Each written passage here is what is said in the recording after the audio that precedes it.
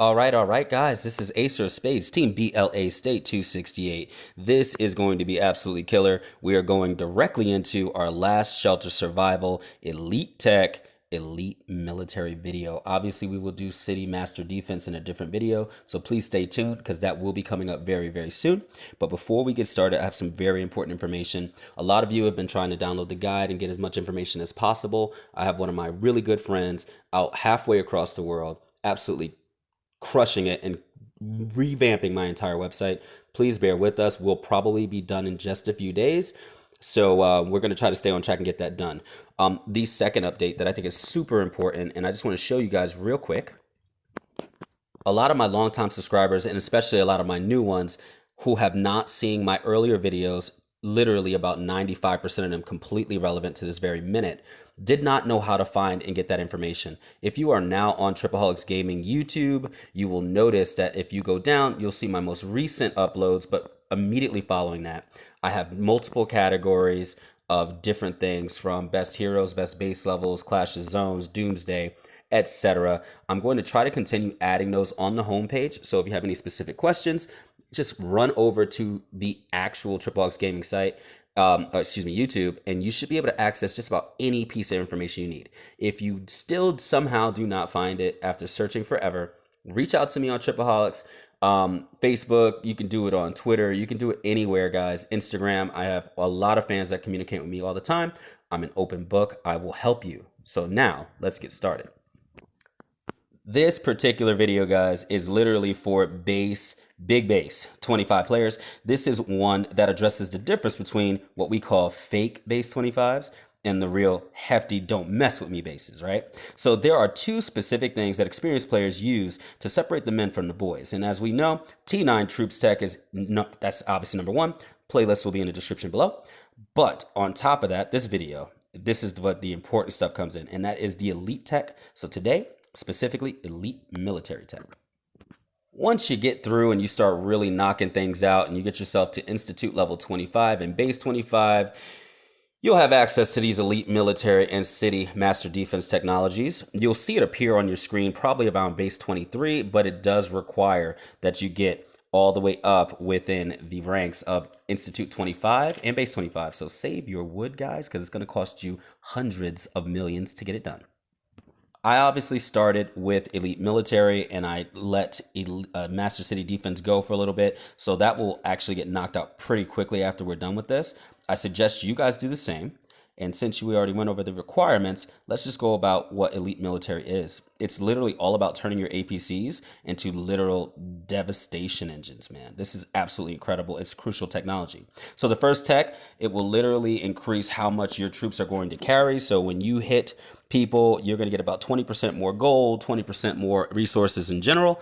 That's a huge help already. There are people who, with S heroes, end up taking over 1 million gold per hit. It's absolutely incredible. Elite military helps do that. The immediate next line will start to give you destruction power so that you can start retaking tiles back in Doomsday a lot easier. Once you really max this out, and again, along with the help of S heroes, you'll be able to take tiles back with one hit using vehicles. So now you got speed and power all in one. Now, what you'll notice immediately, guys, is that each of these techs to actually research are exceptionally cheap in the beginning. So you can definitely count on getting, even at some points, 120 million Clash of Zone points for one tech upgrade. I mean, it's absolutely insane. Now, mind you, I'm assuming that you guys are following my Clash of Zones info. You are obviously downloading the guide and description, and you have maxed out zone commemoration because I preach that day in and day out. Assuming you did all that, you're going to need a crap ton of courage medals. And obviously, I'll put the courage medal video and the zone video in the description as well. Now, just quickly, so I can show you guys on the video what I mean by cheap, because most of mine's almost done. I want to show you on a friend's base real quick just how cheap this can be. He's obviously almost halfway done. And when you're starting out with a tech like this, it's literally asking for 190 courage medals, guys. I mean, that's literally nothing. We have courage medals that cost 10 times more, as you know. And even at levels 10, when you're costing 310, you're literally going to gain stupid amounts of increased combat power, which is going to make your tech days a dream. Moving forward quickly, full force will immediately increase your marching siege. So that'll help you not only run across the map at all kinds of speeds, but it'll also help you when you are attacking in general. Then you have 2 rows of siege attack and siege defense for each troop type. Very, very, very good. You're going to get a 20% boost on that. And understand that sieging literally means that you are indeed attacking, okay? So you're going to immediately run into deathly weapon, meaning if you actually hit somebody and you are victorious in that battle, you're going to kill 10% more. That in itself is absolutely incredible. And vehicle combat speed, if not the most important, the second most important stat, will increase 50 points for each and every one of your troop types as well on the next row.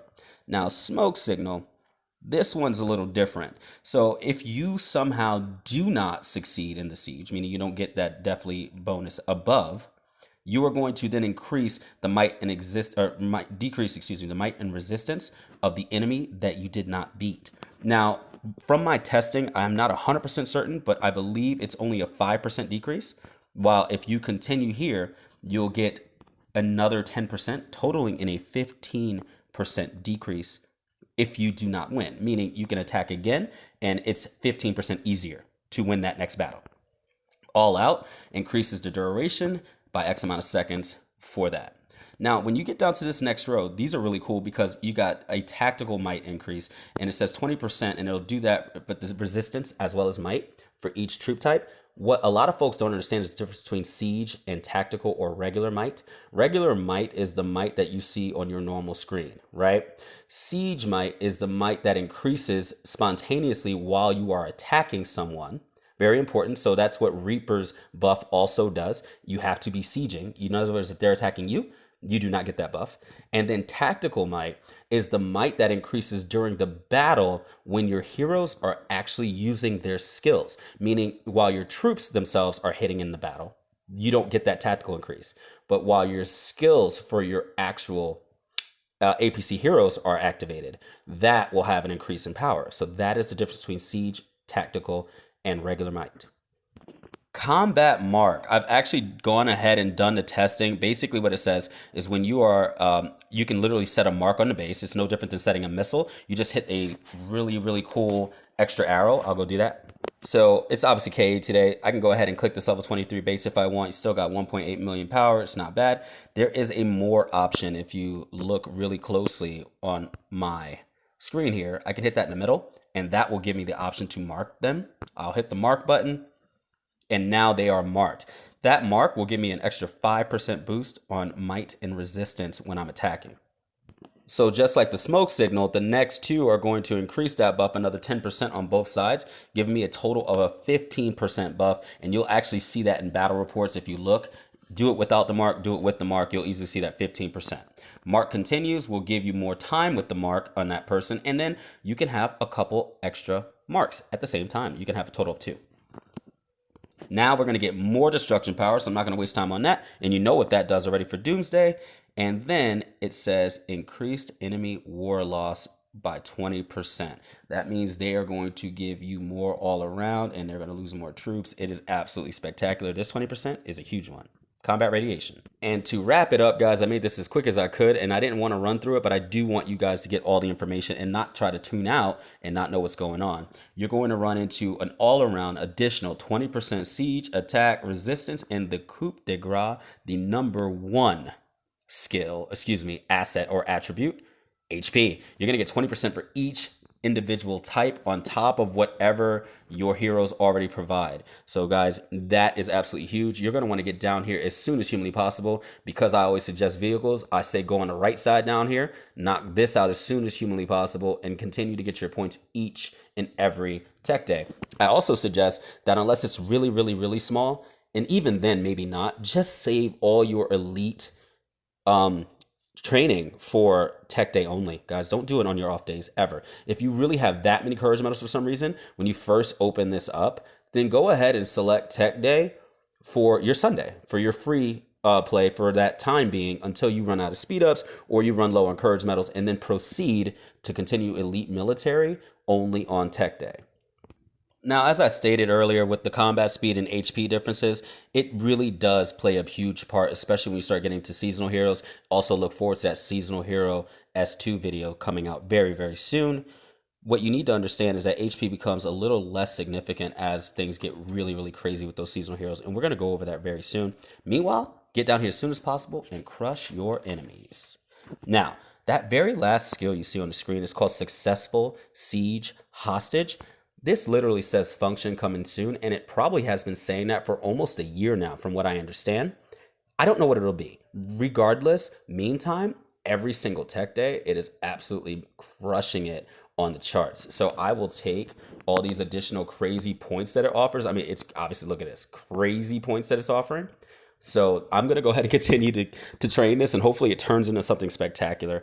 But either way, guys, the conclusion of all of this is that you're looking at an easy tech day each and every week, and about 50% might and resistance buffs all around. Add that HP to it, and you got yourself a super powered APC.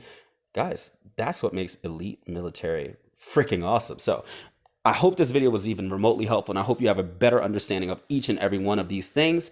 If you have any questions, you already know, put it down in the description below. Meanwhile, stay tuned for Ace of Spades, and check me out with Rise of Empires, guys. There are already playlists and videos on that. If you have not played that game, it's actually pretty cool, and to me, it is more free to play friendly for a lot of reasons. A lot of people don't realize why, and if you check us out over there, you'll see why.